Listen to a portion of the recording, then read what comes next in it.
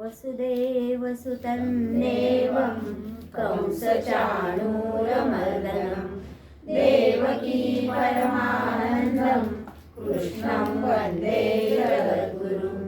गुरुर्ब्रह्मा गुरुर्विष्णु गुरुर्देवो महेश्वरा गुरुसाक्षात् परब्रह्म तस्मै श्री गुरवे नमः। न गुरोः अधिकं नास्ति न गुरोः अधिकं तपः तत्त्वज्ञानात् परं नास्ति तस्मै श्री गुरवे नमः। सदाशिवसमारम्भं शङ्कराचार्यमध्यमाम् अस्मदाचार्यपर्यन्तां वन्दे गुरुपरम्परां वन्दे गुरुपरम्परां। नमस्ते व्यासविशालबुद्धे फुल्लारविन्दायतपत्रनेत्रं येन त्वया भारततैलपूर्णः प्रज्वालितो ज्ञानमयप्रदीपः। आषाढ शुद्ध पौर्णिमा आपण गुरुपौर्णिमा म्हणून संपन्न करत असतो. त्याचप्रमाणे आजचा दिवस हा व्यास पौर्णिमा म्हणूनही साजरा केला जातो. आजच्याच दिवशी महर्षी व्यासांचा जन्म झाला म्हणून व्यास पौर्णिमा का, तर हा थोडासा विवादाचा मुद्दा आहे. पण महर्षी व्यासांचं कार्य इतकं व्यापक आणि महान आहे की गुरूंच्या स्थानी त्यांच्याशिवाय आपण दुसऱ्या कोणाला बघूच शकत नाही. म्हणून गुरु म्हणजेच व्यास आणि व्यास म्हणजेच गुरु, म्हणून गुरुपौर्णिमा आणि व्यास पौर्णिमा ही एकाच दिवशी आलेली आहे. आता हे महर्षी व्यास कोण होते बरे? महाभारत ज्यांनी रचलेलं आहे. महर्षी व्यासांनी महाभारताची रचना केली आणि गणेशांनी त्याचं लेखन केलं आणि या सगळ्याला साक्षी होते भगवान श्रीकृष्ण. म्हणून व्यासांचं जीवन हे महत्त्वपूर्ण आहे. प्रत्यक्ष भगवंत पृथ्वी तलावर उपस्थित असतानाही व्यासांनी आपलं कार्य चोखपणाने केलेलं आहे आणि प्रभूला साक्षी ठेवून ते केलेलं आहे. मग अशा या महर्षी व्यासांचा जन्म मत्स्यगंधा आणि ऋषी पराशरांच्या पोटी झालेला आहे. त्याची पण एक सुरेल कथा आपल्याला पुराणांमध्ये सांगितली जाते. मत्स्यगंधा ही कोळी जातीतली आहे, नाविका आहे की एका किनाऱ्यावरून दुसऱ्या तीरावरती होडीतून घेऊन जाण्याचं काम ही मत्स्यगंधा करायची. दिसायला सुंदर असली तरी तिच्या अंगाला एक असा दुर्गंध यायचा. सतत पाण्याच्या माशांच्या सहवासात असल्यामुळे तो एक दुर्गंध तिच्या शरीराला यायचा. त्याच्यामुळे ती माणसांपासून थोडीशी अलिप्त राहणारी होती. एके दिवशी पराशर ऋषी नदीतून होडीत बसून दुसऱ्या तीरावरती जाण्यासाठी आलेले. त्यावेळेस ते नेमकेच मत्स्यगंधेच्या होडीमध्ये बसलेले होते आणि होडीत बसल्यानंतर तपरत असलेल्या पराशरांच्या मनात कामभाव निर्माण झालेला आहे आणि त्यांनी तो मत्स्यगंधेला बोलून दाखवलेला आहे की मला तुझ्यावरती प्रेम निर्माण झालेलं आहे, तर आपण दोघं एकत्र राहूया का? तेव्हा तिने सांगितलंय माझ्या शरीराला हा असा दुर्गंध येतोय, ते आपण दोघं एकत्र कसे बरं असू शकू? आणि तुम्ही तर तपस्वाध्याय यज्ञ निरत असे ऋषी आहात आणि तुमची माझी योग्यताच ती काय? आणि मग आपण कसं बरं एकत्र येऊ शकू? तेव्हा पराशर ऋषींनी तिला समजावलेलं आहे आणि जर आपण एकत्र राहिलो तर मी तुला 2 वर देईन आणि त्या 2 वरांमध्ये पहिला वर त्यांनी दिलेला आहे की तू जरी आपण एकरूप झालो तरी तुझं कुमारिकत्व हे अबाधित राहील. आणि दुसरा वर त्यांनी दिलेला आहे तुझ्या शरीराला हा जो दुर्गंध येतोय तर दुर्गंध जाऊन सुगंधित शरीर असं होईल. आणि म्हणून मत्स्यगंधेचं पुढे नाव योजनगंधा म्हणून प्रसिद्ध झालं, की तिच्या शरीरातला सुगंध हा 1 योजन अंतरापर्यंत सुगंधित असं वातावरण निर्माण, जसं आपण आता परफ्यूम लावला की होतं तसं तिचं जीवन सुगंधित झालं, ते पराशर ऋषींच्यामुळे. आणि ते दोघं एकत्रित आल्यानंतर त्यांना पुत्ररत्न प्राप्त झालेलं आहे. आणि तो पुत्ररत्न बेटावरती झालेला आहे म्हणून त्यांना द्वैपायन म्हणतात. द्वीप म्हणजे बेट, आणि बेटावरती त्यांचा जन्म झालेला आहे ते द्वैपायन. रंगांनी ते काळ्या रंगाचे होते म्हणून कृष्ण नाव त्यांचं ठेवलेलं आहे. आणि कळकीच्या वनात त्यांचा जन्म झालेला आहे. कळकी म्हणजे एक विशिष्ट प्रकारचं काटेरी बांबूचं झाड. नदी काठी जनरली बांबूची झाड आपल्याला दिसतात, त्याच्यातही वेगवेगळे प्रकार असलेलं कळकी हा एक बांबूचा प्रकार आहे. आणि त्या बांबूच्या वनात त्यांचा जन्म झाला म्हणून बादरायण असंही त्यांचं नाव पडलेलं आहे. मग आपण बऱ्याचदा म्हणतो 2 गोष्टी एकमेकांच्या संबंधित नसतात, त्या बादरायण संबंध तो जोडतात, म्हणजे ओढून ताणून हो आम्ही एकच आहोत, संबंधित आहोत, जसं नाते शोधताना आपण जनरली करतो तसं तो बादरायण संबंध. आता बादरायण संबंध का, तर पुत्राला जन्म दिल्यानंतर मत्स्यगंधा तिच्या वडिलांकडे निघून गेलेली आहे आणि त्या पुत्राचा सांभाळ पराशर ऋषींनी केलेला आहे. आणि पराशर ऋषी कोण होते, तर त्या पराशर ऋषींनी जीवन कसं जगावं, जीवनाचा जर स्वर्ग करायचा असेल तर यासाठी त्यांनी 10 सूत्र सांगणारी पराशर संहिता सांगितलेली आहे. जशी याज्ञवल्क्य संहिता आहे, भारद्वाज संहिता आहे, पराशर संहिता आहे. आणि या सगळ्या संहितांचा आधार घेऊनच आपल्या भारताची राज्यघटना लिहिली गेली आहे. म्हणजे समाज जीवन कसं असावं आणि मानवी जीवन समृद्ध कसं करावं यासाठी जी एक नियमावली आहे ती पराशर ऋषींनी तयार केलेली आहे. आणि त्या नियमावलीचं शिक्षण त्यांनी व्यासांना दिलेलं आहे, म्हणजे कृष्ण हेच नाव त्यांचं होत आहे. मग पुढे काय झालेलं आहे, तर आपल्याला महाभारतातला त्यांचा रोल माहिती आहे, तर थोडक्यात आपण समजावून घेणार आहोत. महाभारतामध्ये व्यासांचं आगमन कधी होतं, कुठल्या कथानकापासून ते आलेले आपल्याला दिसतात, शय्येवर असतात तेव्हापासून ना. व्यासांचा तो मुलगा पण होता ना तो, म्हणजे जास्त करून आपण ऐक्यू कथाच असतात, त्याचा आपण ससंदर्भ अभ्यास करत नाही. मुळात व्यास हे असे कथाकार आहेत की जे स्वतः महाभारतातलं एक कॅरेक्टर होतो, सर्व कथांचे साक्षीदार होते आणि तरीही अलिप्त राहून त्यांनी जशा घटना घडल्या त्याच क्रमाने जशा आहेत तशाच लिहिल्या.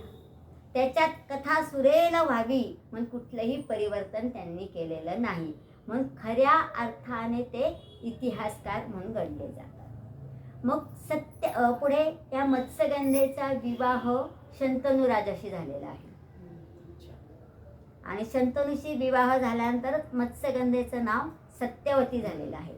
ती हस्तिनापूरची महाराणी झालेली आहे. पण महाराणी होताना तिने शंतनूला अट घातलेली होती की माझाच पुत्र सिंहासनावरती बसला पाहिजे. पण तत्पूर्वी गंगेपासून झालेला देवव्रत नावाचा मुलगा शंतनूला होता आणि गंगा सोडून गेलेली होती. त्यामुळे आता शंतनूला प्रश्न पडलाय, देवव्रत हा जवळजवळ 16-17 वर्षाचा अतिशय तेजस्वी ओजस्वी असा युवक झालेला होता, जेणेकरून तो हस्तिनापूरची राज्यधोरा सांभाळण्यास अगदी सक्षम होता. मग त्याला मी नाही कसं बरं म्हणावं, म्हणून शंतनू अगदी विचारमग्न विमनस्क अवस्थेत बसलेले होते. आणि शंतनू महाराजांची ही अवस्था देवव्रताला जेव्हा कळाली तेव्हा देवव्रताने प्रतिज्ञा घेतली, मी आजन्म ब्रह्मचारी राहील आणि हस्तिनापूरच्या सिंहासनाशी एकनिष्ठ राहील.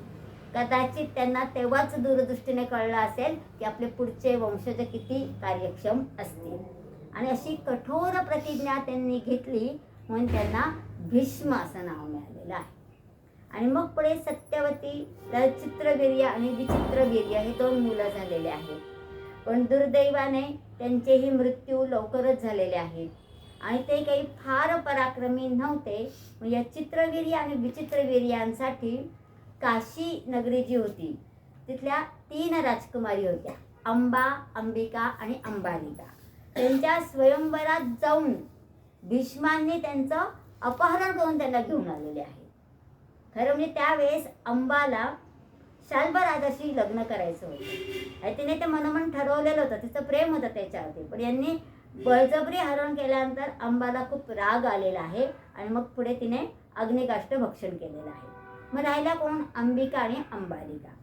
दुर्दैवाने चित्रवीर्य आणि विचित्रवीर्य दोघांचेही मृत्यू झालेले आहे. पण आता राज्याला वारस असणं फार गरजेचं होतं. हस्तिनापूर हे एक महान असं राज्य होतं, प्रतिष्ठित राज्य होतं, ज्याच्यावरती भारत राष्ट्राची प्रतिष्ठा अवलंबून होती. मग अशा राष्ट्राला वारस तर मिळालाच पाहिजे. मग तो वारस कसा बरं आला पाहिजे? मग त्यावेळेस हस्तिनापूरची साम्राज्ञी असलेल्या सत्यवतीला आपला पुत्र व्यासांची आठवण आलेली आहे. म्हणजे जरी तो म्हणजे कुरुवंशाशी संबंधित नसला तरी तो माझाच पुत्र आहे. शिवाय तो पराशर ऋषींचा पुत्र आहे. म्हणजे इथूनच महाभारतातली एक वेगळी सुरुवात होते की वेगवेगळ्या वर्णाचे लोक एकत्र कसे आलेले आहेत. आता ही कोळी होती, म्हणजे शूद्र वर्णातली होती. पराशर ऋषी ब्राह्मण होते. पुढे शंतनू राजा हा क्षत्रिय होता. इथूनच सगळी वर्णांची सरमिसळ झालेलं महाभारत आपल्याला बघायला मिळते. पण कर्माने जो प्राधान्य दिलेला होता तो त्यांचा वर्ण. म्हणून पराशर ऋषींचा वर्ण ब्राह्मण होता आणि व्यासांनी पण वेदांचीच निष्ठा सांगितलेली आहे. म्हणून ते सत्यवतीचा किंवा मत्स्यगंधेचे पुत्र असले तरी कर्माने ब्राह्मणच होते, म्हणून ब्राह्मणच आपण म्हणायचं. आणि सत्यवतीशी त्यांचा संबंध असल्यामुळे सत्यवतीने ठरवलं आहे की आता मी व्यासांना निमंत्रित करते आणि नियोग पद्धतीने त्यांनी हस्तिनापूरला वंश दिला पाहिजे. आता व्यास समोर येतात आणि व्यासांना काय थोडं पटत नाही की हे असं मी आता कसं, माझं मी तपश्चर्यारत आहे, ब्रह्मचर्य स्वीकारलेलं आहे आणि मग मी असा कसा कोणाशी रत होऊ शकतो. पण आई आहे, मातृज्ञा टाळता येत नाही. आणि हे फक्त ऋषी नव्हते, ते एक दार्शनिक होते आणि शास्त्रज्ञ होते.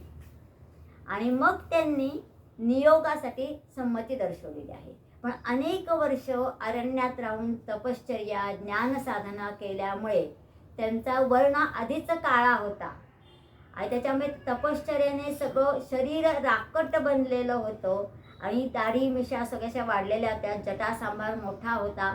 आणि असे व्यास महालामध्ये थांबलेले होते. आणि प्रथमदर्शनी अंबिका तिथे गेलेली आहे. आणि त्या व्यासांना बघितल्यावरती तिला प्रचंड भीती वाटलेली आहे. आधीच एक दडपण असतं की कितीही झालं तरी तो परपुरुष आहे, पण तिलाही तोच दबाव होता. प्रत्यक्ष सासूनेच सांगितलं तर मी नाही कसं म्हणू. आणि नैतिक जबाबदारी की हस्तिनापूरला वंशही प्राप्त झाला पाहिजे, म्हणून तिने घट्ट डोळे मिटून घेतलेले आहे. आणि त्याच्यातून तिला जो पुत्र झालेला आहे तो धृतराष्ट्र, जो दृष्टीने अधू निर्माण झालेला आहे. नंतर दुसरा प्रयत्न म्हणून अंबालिकाला सांगितलेला आहे. अंबालिकाला आधीच तिचा अनुभव माहिती होता आणि त्यांची व्यक्तिमत्व हे पण काय खूप असं हँडसम रमणीय वगैरे असून तर त्याच्याकडे एखादी सुंदर युवती सहज आकर्षित होईल.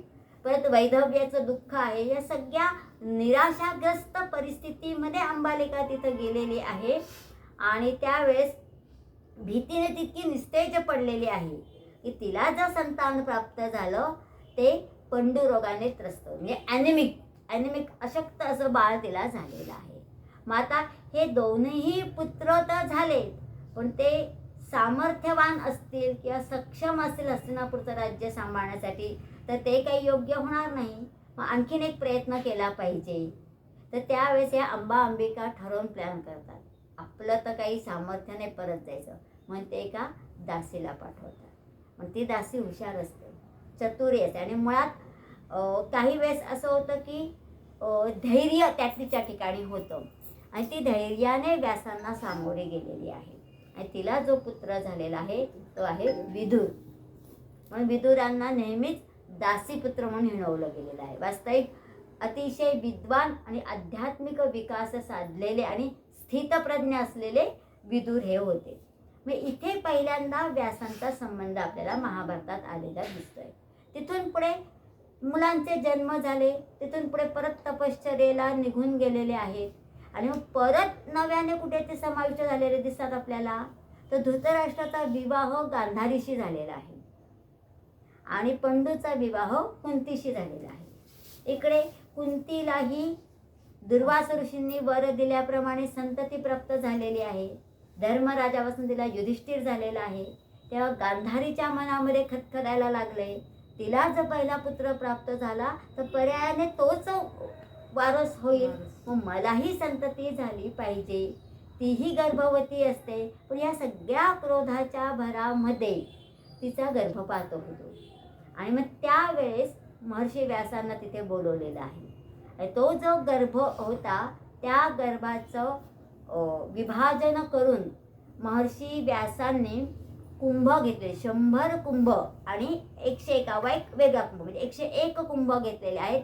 त्या कुंभामध्ये घृत गाईचं तूप भरलेलं आहे आणि त्याच्यामध्ये ते जे काही अंश आहेत ते सगळे त्याच्यामध्ये ठेवून वरती अडकवून ठेवलेले आहे, म्हणजे ज्या ठिकाणी जमिनीचा पाण्याचा स्पर्श होणार नाही असा.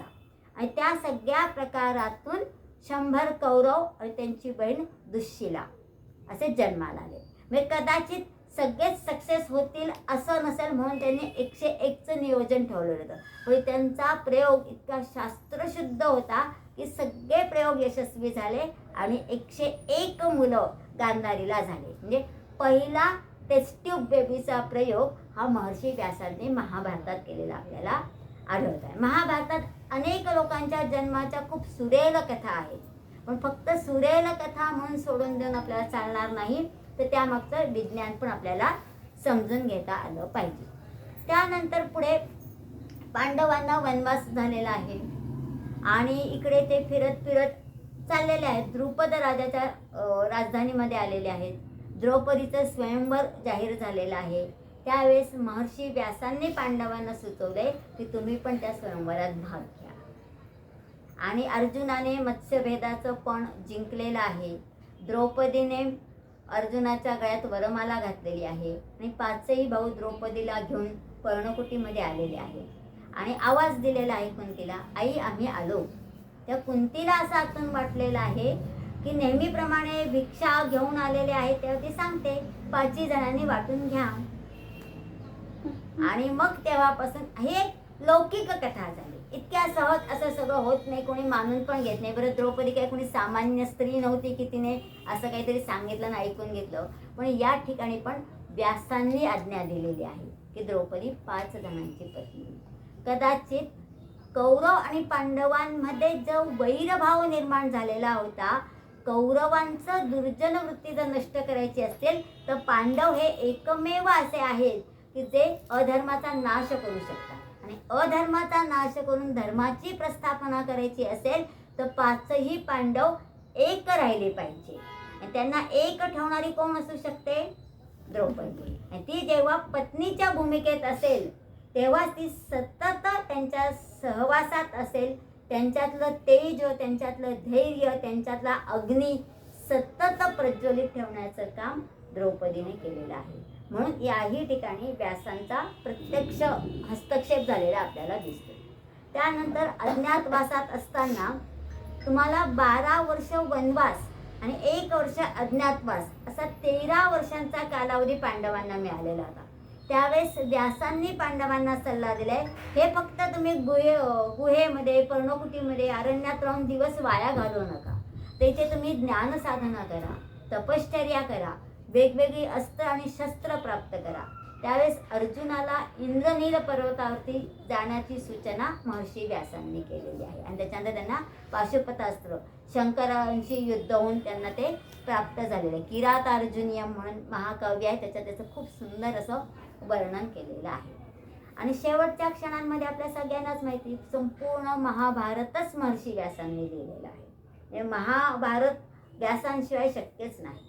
प्रत्यक्षदर्शी असूनही म्हणजे महाभारतातल्या प्रत्येक पात्राला महर्षी व्यासांनी जवळून अनुभवलेलं आहे. दुर्योधन कितीही वाईट असेल, द्रोणाचार्य कुठेतरी लाचार झालेले दिसतात, पितामह भीष्म आगतिक झालेले दिसतात, त्याच वेळेस अर्जुनाची सख्य भक्ती त्यांनी दाखवली आहे. भगवान श्रीकृष्णांचं रसभरीत चरित्र त्यांनी रंगवलेलं आहे.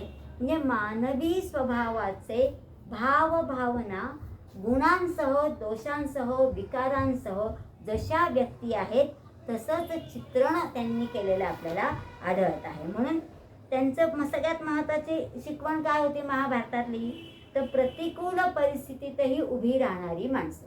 पांडवांना जन्मापासून प्रतिकूल परिस्थिती होती तरी त्यांनी दैवी कार्य करून धर्माची प्रतिष्ठापना केलेली आहे. आणि अनुकूल परिस्थितीमध्ये वेडी न बनणारी माणसं. परिस्थिती अनुकूल असं म्हणजे आपल्याकडे सगळं प्राप्त झालेलं आहे तर त्याचाही अहंकार निर्माण होतो आणि अकर्मण्यवाद निर्माण. माझ्याकडे जर सगळं आहे तर मला अधिक मिळवण्याची इच्छाच नाही आहे. म्हणजे कर्म करण्यापासून आपण दूर झालेलो असतो. असा अकर्मण्यवादही तिथे नाही आहे. म्हणून प्रतिकूल परिस्थितीत उभी राहणारी माणसं आणि अनुकूल परिस्थितीमध्ये वेडी न बनणारी म्हणजे मोहाला विकारांना बळी न पडणारी माणसं आपल्याला महाभारताने सांगितलेली आहे. आणि म्हणूनच या महाभारताला पंचमो वेद, हो 5वा वेद असं म्हटलंय. आणि व्यासोच्छिष्टम जगत सर्वम. महाभारतामध्ये असा एकही विषय नाहीये जो जगाच्या पाठीवरती नाही. प्रत्येक विषयाला, प्रत्येक भावभावनेला, राजकारणाला, धर्माला, न्यायाला, नीतीला, धर्माला, भक्तीला सर्वांचा समावेश असणारं हे महाभारत आहे. तसं म्हटलं तर फक्त कुरुवंशाची गाथा एवढंच स्वरूप होतं. पण त्याला जोडत महाभारताचं युद्ध संपलेलं आहे.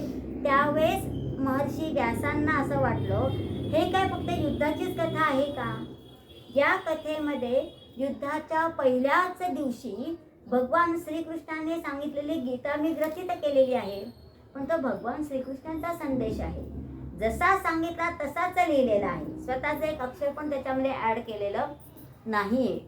मग तरीही काहीतरी अपूर्ण वाटतं आहे. मग त्याला पूर्णत्व प्राप्त करण्यासाठी काय केलं पाहिजे? तर म्हणून शेवटी अनुशासन पर्वामध्ये पितामह भीष्मांच्या तोंडी विष्णू सहस्त्रनाम आलेला आहे.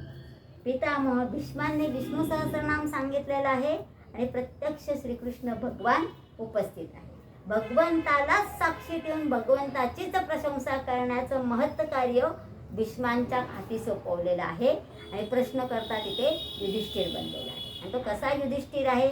आधीच पापभीरू आहे, धर्मनिष्ठ आहे, सत्यनिष्ठ आहे.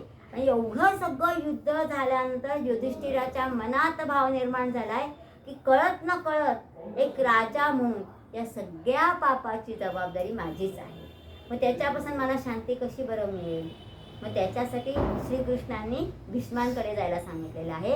आणि शरशय्येवर असलेल्या पितामह भीष्मांनी भगवंताची 1000 नावं तिथे सांगितली आहेत, जी आपण विष्णू सहस्रनाम म्हणजे ज्ञान, कर्म आणि भक्ती या तिघांशिवाय आपलं जीवन पूर्ण होऊ शकत नाही. आणि याचा परिपाठ महर्षी व्यासांनी स्वतःच्या जीवनातून घालून दिलेला आहे. आणि महाभारताला आपण पंचम वेद म्हणतो. मग 5व्याच्या आधी काय? तर आपल्याला सर्व श्रुत आहेत, 4 वेद आहेत. आणि भारतीय संस्कृती म्हटली की आपला एक सिक्वेन्स मनात तयार होतो. वेद, उपनिषद, पुराण, भगवद्गीता. पण हे फक्त असं नावच आपल्याला लक्षात आहे. पण त्याच्यात काय आहे याचा आपल्याला अभ्यास करायला पाहिजे. जागरूक आपण राहायला पाहिजे त्याच्यासाठी. तरच आपल्याला आपली वैदिक सनातन हिंदू धर्म समजणार आहे. या महर्षी व्यासांनी जो वेद एकच होता, एक वेद अभ्यास करायला खूप अवघड होता. म्हणून त्यांनी त्या वेदाचे 4 भाग केले, त्यांचं विभाजन केलं. म्हणून विव्यास वेदान, विव्यास म्हणजे विभाजन करणारा. कोणाचं विभाजन केलेलं आहे? तर वेदांचं केलं. विभाजन करणारे म्हणून ते व्यास. म्हणून तेव्हापासून त्यांना व्यास नाव मिळालेले. आधी कृष्णद्वैपायन म्हणायचे, बादरायण म्हणायचे. आणि मग नंतर वेदांचं विभाजन केलं म्हणून वेद व्यास असं नाव. विभाजन जसं आपण भूमितीमध्ये व्यास कन्सेप्ट शिकतो, म्हणजे गोलाला विभाजन करणारी रेषा. मग प्रत्येक वेळेस जीव आणि शिव यांच्यामध्ये विभाजन करणारी एक रेषा असते. मी आणि तू याच्यात विभाजन करणारी आहे. आर्थिक परिस्थिती आहे, दुर्बलता आहे, प्रत्येक याच्यामध्ये आपण एक रेषा निर्माण करतो आणि ती रेषा मिटवण्यासाठी जर काही करायचं असेल तर वेद प्रामाण्य निर्माण केलं पाहिजे आणि तीच शिकवण महर्षी व्यासांनी आपल्याला दिलेली आहे. मग त्यांनी वेदांचं 4 भागात विभाजन केले. त्याच्यामध्ये ऋग्वेद, यजुर्वेद, सामवेद आणि अथर्ववेद असे 4 भाग त्यांनी केले.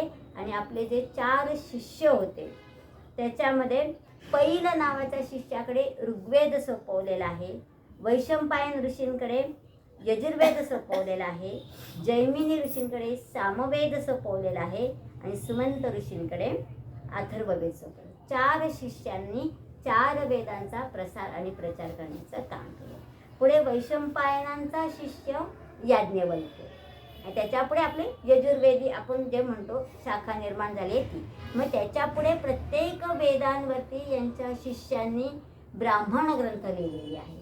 मग त्याच्यात आरण्यक आलेली आहे, मग उपनिषद आलेली आहे आणि मग हे सगळं अवघड तत्वज्ञान व्हायला लागलेलं आहे. मग फक्त तत्वज्ञान किंवा विचार रुची निर्माण करत नाही, मग तेथे अपूर्णता निर्माण होते. प्रत्येकालाच तत्वज्ञान ऐकण्यात रुची असते असं नाही आहे. गोष्ट सांगायला लागलं तर आपण छान माना डोलवत तल्लीन होऊन गोष्ट ऐकतो, घड्याळाकडे आपलं लक्ष जात नाही. मग काय केलं पाहिजे? म्हणून तिथे महर्षी व्यासांनी 18 पुराणं दिली. 1 2 नाही, 18 पुराणं दिली.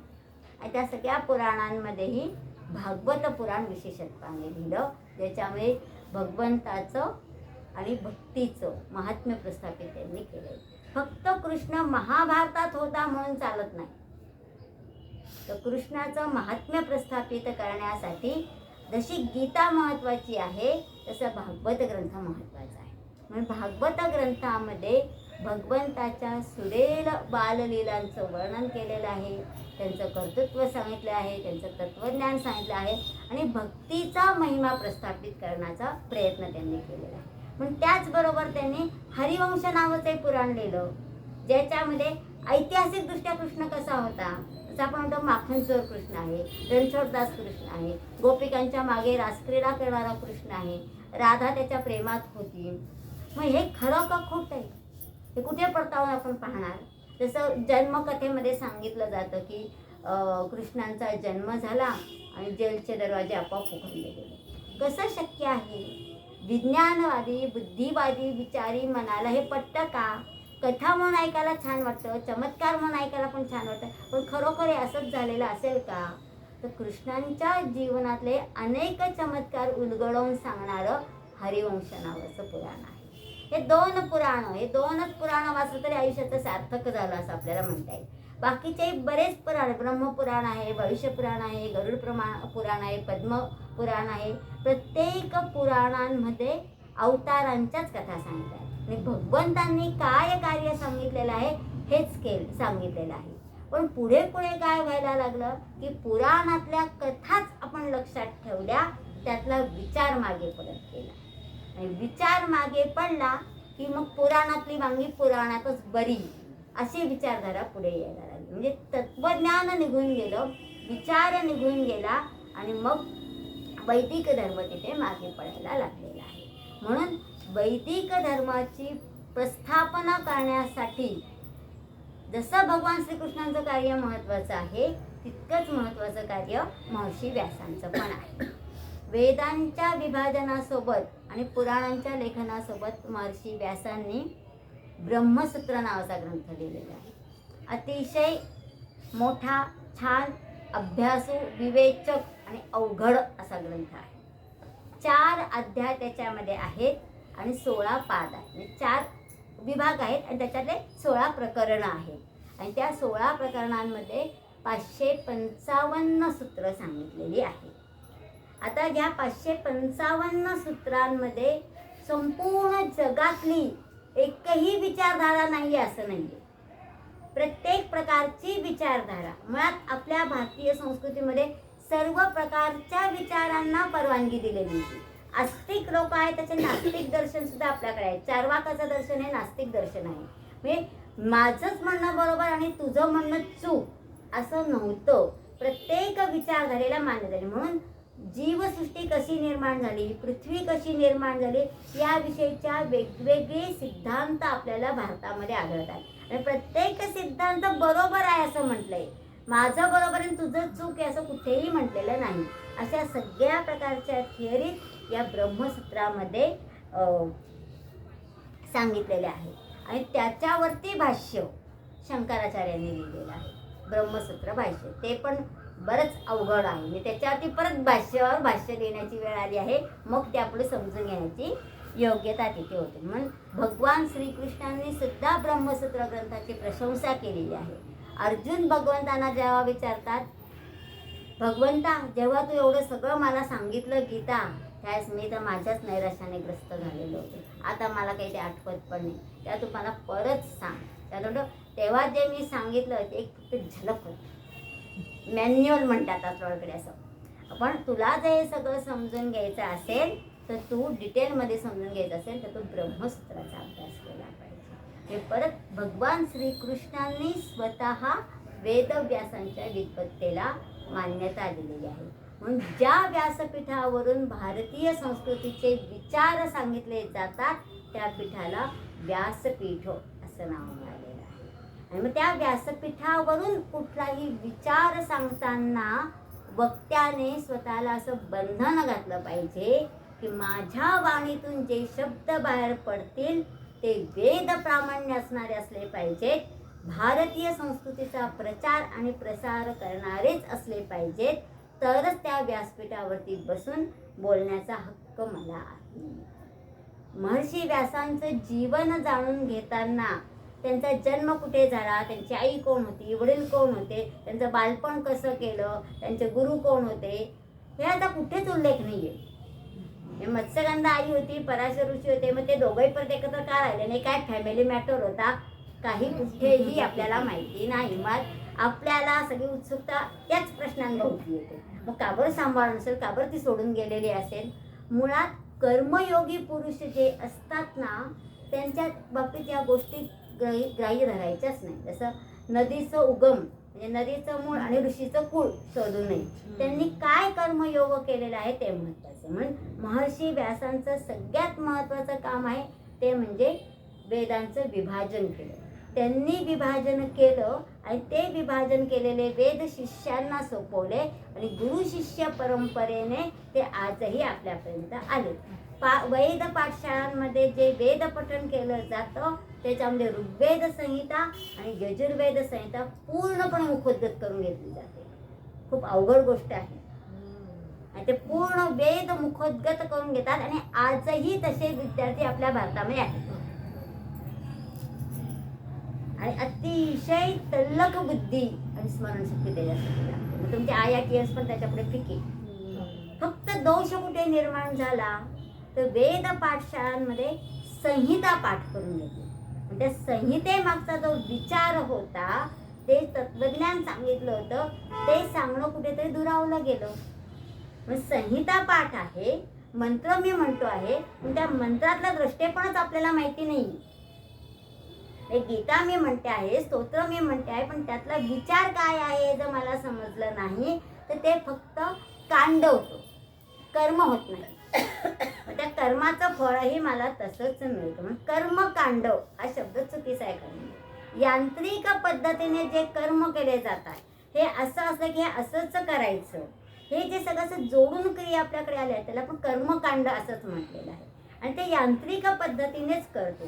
हे असं का करायचं हा प्रश्न जेव्हा आपली बुद्धी आपल्याला विचारते, कोणतीही क्रिया करताना आपल्या मनाला आपल्या बुद्धीला प्रश्न पडला पाहिजे की ही क्रिया मी का करायची आहे, अशीच का करायची आहे, ही क्रिया अशीच केली तर मला काय फळ मिळणार आहे, माझ्या परिवारासाठी काय लाभदायक होणार आहे. प्रत्येक ठिकाणी प्रश्न विचारून जिज्ञासा निर्माण केली पाहिजे आणि मग जिज्ञासू भक्ताकडे आपण वाटचाल करू शकतो. ही जिज्ञासा निर्माण झाली की त्याचे उत्तर शोधण्याचा आपण प्रयत्न करतो आणि हे उत्तर शोधण्यासाठी पहिलं उत्तर देणारा गुरु असतो आपली आई. जेव्हा आईला येत नाही आई काय सांगते, जा बाबांना विचार. बाबांना तरी कुठे सगळं माहिती असतं आणि आत्ता पूर्वीच्या तरी आई बाबांना खूप काही माहिती होतं. त्यांनी सांगितलेल्या गोष्टींमधूनच आज आपण एवढं सक्षम बनलेलो आहोत. पण आत्ताच्या आईबाबांना वेळच नाही. आणि दुसरी गोष्ट, त्यांना स्वतःला किती माहिती आहे हे एक मोठं प्रश्नचिन्ह आहे. म्हणून मग त्या ठिकाणी नवीन सोर्सेस निर्माण झालेले आहेत. मग आपल्या यूट्यूब सारखे सोर्सेस आहेत, गुगल प्ले स्टोअर आहे, ChatGPT आहे. कुठेही जा, आपल्याला माहिती मिळेल. आज आपल्याला काही शाळेत कार्यक्रम सांगतात, गुरुपौर्णिमा आहे, भाषण करायचंय, आईच लगेच उघडून बघते काय सांगितलंय. पण त्याच्यात जे सांगितलेलं आहे ते बरोबर आहे का, हे तुमच्या आमच्या कुठल्या तरी माणसानेच ते प्रोव्हाइड केलेलं असतं. पण त्याचं मत त्याने प्रतिपादित केलेलं असतं, पण ते बरोबर आहे का हे आपल्याला कसं कळणार. जसा महर्षी व्यासांनी निष्पक्ष वृत्तीने, निरपेक्ष वृत्तीने महाभारत केले. त्यांना कदाचित तेव्हाही माहिती होतं हे मी करतोय ते बरोबर आहे का चूक आहे, माझा हस्तक्षेप बरोबर आहे का कुरुक्षेत्र, असे प्रश्न त्यांच्याही मनात आले असतील. समाजाला मान्यता मिळेल का मी योग पद्धतीने संतती केलेली, आणि मग तो वंश कसा शुद्ध राहील. आज जी आपण बोंबाबोंब करतोय की शुद्ध हिंदू धर्माचे असले पाहिजे, असे मिश्र नको, थोडे वंश तर सगळा मिश्रच होता. जेनेटिकल शुद्धता, आजन्म शुद्धानाम हे विशेषण आपण रामायणातल्या सर्व पिढ्यांना लावू शकतो, तसं महाभारतामध्ये नाही लावता येत. पण तरीही जे आहे तेच सांगितले. पराशर ऋषींनी स्वतः संहिता दिलेली होती. जर आंतरवर्णीय विवाह झाले तर काय परिस्थिती निर्माण होऊ शकते, त्याचे परिणाम काय होऊ शकतात, किंवा त्यांच्या संततीला समाजात कसं स्थान प्राप्त झालं पाहिजे, हे सगळे नियम त्यांनी संहितेत लिहून ठेवलेले आहे. आणि त्याचं प्रत्यक्ष दर्शन महाभारतामध्ये आपल्या जागोजागी दिसतं.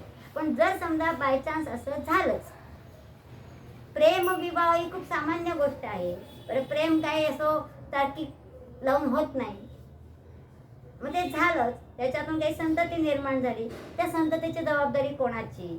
मग महाभारतामध्ये अशा अनेक संतती आपल्याला निर्माण झाल्या आणि त्या सगळ्या संततींना धर्माने प्रतिष्ठा प्राप्त करून दिलेली आहे. म्हणजे महाभारताचं वैशिष्ट्यच हे आहे, कलियुगाची म्हणजे द्वापार युगाचा शेवट आणि कलियुगाची सुरुवात असा हा महाभारतीय युद्धाचा काळ आहे. म्हणजे वर्णसंकर हा दोष तेव्हापासून निर्माण झाला आणि त्याच्यावरती काय सोल्युशन्स असतील हे पण आपल्या महाभारतात सांगितलेले आहे. म्हणजे महर्षी व्यास हे दार्शनिक होते, द्रष्ट्या होते. भविष्यात काय घडणार आहे याची कल्पना त्यांना आधीच होती, मग त्याच्यावरती सोल्युशन्स त्यांनी आपल्याला सांगितले. कदाचित वेदांमध्ये ते नसेल सांगितलेलं, पण तरीही हजारो वर्षांपूर्वी सांगितले गेलेले वेद आजही 100% लागू होतात. त्यातला विचार घ्या, परिस्थिती बदललेली आहे, पण बदलणाऱ्या परिस्थितीमध्ये तो विचार कसा मी लागू केला पाहिजे. जसं माझी सायकल पंक्चर झाली, गाडी पंक्चर झाली, तर पंक्चर कसं काढायचं हे सांगितलेलं नाही आहे वेदांमध्ये किंवा भगवद्गीतेमध्ये. पण पंक्चर काढायचं असेल तर त्या मेकॅनिकपर्यंत तू गाडी घेऊन जा, ही प्रेरणा देण्याचं काम भगवद्गीता करते. उठ, उभा राहा, चालायला लाग, हे प्रेरणा देणारे वेद, भगवद्गीता, उपनिषद आहेत. आणि त्यांच्यातलं तत्व दृढ करण्यासाठी, विचार दृढ करण्यासाठी पुराणातल्या कथा सांगितलेल्या आहेत. दोनही सांगणारे ऋषी मात्र एकच आहे. किती व्यापक दृष्टी त्यांच्याकडे असेल, किती व्यापक विचार त्यांच्याकडे असेल, आणि संपूर्ण आयुष्य वेदनिष्ठेसाठी वाहून घेतलेलं, वेद प्रामाण्यासाठी वाहून घेतलं. जिथं जिथं आवश्यक होतं तिथे तिथे राजकीय सहभाग दिसतो आपल्याला, पण पुढे मात्र ते गायब झालेले दिसतात. जिथं माझी आवश्यकता असेल तिथे मी नक्कीच सहभाग घेईन, म्हणजे मी संसारात असूनही अलिप्त आहे. मग पुढे आपल्याला आणखीन एक प्रश्न पडतो, त्यांचा विवाह झालेला होता का. त्या विवाह झालेला होता. जाबाली ऋषींची मुलगी वाचिका किंवा वाटिका असे नाव कुठेतरी येतं, तर तिच्याशी त्यांचा विवाह झालेला होता. आणि मग पुढे त्यांची परंपरा आहे. रामायणात जे वसिष्ठ ऋषी आपल्याला दिसतात, त्या वसिष्ठ ऋषींचा मुलगा पराशर आणि पराशरांचा मुलगा व्यास. आणि व्यासांच्या पुढे त्यांचे मुलं कोण होते, त्यांची नावं फारशी कुठे नाही आढळत, पण त्यांच्या शिष्यांचीच प्रशंसा अधिक केलेली आहे. म्हणजे त्यांचे शिष्य हे कदाचित त्यांचे मुलंच असतील किंवा शिष्य पण असतील, म्हणजे गुरुच्याच नावाने तो परिचय दिला जातो. व्यासोत्पन्न हो अशीच त्यांची ती ओळख आहे. आणि जन्म कुठे झाला त्याच्यापेक्षा त्यांनी केलेलं कार्य महत्त्वाचं, म्हणजे कर्म महत्त्वाचं सांगितलंय. आणि कर्म करताना ज्ञानाधिष्ठित कर्म पाहिजे आणि त्याला भक्तीची जोड पाहिजे, याचं विचारही व्यासांनी सांगितलेला आहे. आणि तसंच जीवन जगून त्याचा एक आदर्श आपल्याला घालून दिलेला महर्षी व्यासांनी आपल्याला दिसतोय. अशा या महर्षी व्यासांना एक श्लोक म्हणून आपण आजच्या दिवशी वंदन करूया. व्यासाय विष्णुरूपाय व्यासाय विष्णुरूपाय व्यासरूपाय विष्णवे व्यासरूपाय विष्णवे नमो वै ब्रह्मविद्यये नमो वै ब्रह्मविद्यये वासिष्ठाय नमो नमः. वासिष्ठाय नमो नमः. वसिष्ठ ऋषींचा नातू म्हणून वासिष्ठ असं नाव होतं त्यांचं. अरोपकारः पुण्याय परोपकार पुण्याय पापाय परपीडनम् पापाय परपीडनम् अष्टादश पुराणेषु अष्टादश पुराणेषु व्यासस्य वचनद्वयम्. व्यासस्य वचनद्वयम्. सगळ्यात सोपं तत्वज्ञान आणि या सगळ्याचा सारांश महर्षी व्यासांनी सांगितलाय. पुण्य मिळवायचं असेल तर परोपकार करा आणि पाप मिळवायचे असतील तर परपीडनम, दुसऱ्याला त्रास द्या. सारांश एवढा सगळ्याचा हाच आहे. अचतुर्वदनो ब्रह्मा अचतुर्वदनो ब्रह्मा द्विबाहू परो हरिः द्विबाहु परो हरिः अभाललोचन शंभुर अभाललोचनः शंभुर् भगवान बादरायणः. भगवान् बादरायणः. अचतुर्वदनो म्हणजे त्याला 4 मुख नाहीये तरीही ब्रह्मदेव म्हणू शकतो. जर चतुर्भुज नाहीये तरीही त्याने विष्णूचं काम केलेलं आहे. आणि अभाल लोचनो, ज्याच्या कपाळावरती डोळा नाहीये म्हणजे भगवान शंकर नाही आहे. असे हे प्रत्यक्ष ब्रह्मा विष्णू महेशांचंच उत्पत्ती स्थिती लय या सगळ्याचं यथास्थित वास्तवदर्शी वर्णन करून खऱ्या अर्थाने इतिहासकार असलेले वेद प्रामाण्य आणि वेदनिष्ठेचा उपदेश करणारे असे हे महर्षी व्यास. आजच्या गुरुपौर्णिमेच्या दिवशी आपण त्यांना वंदन करूया. छान.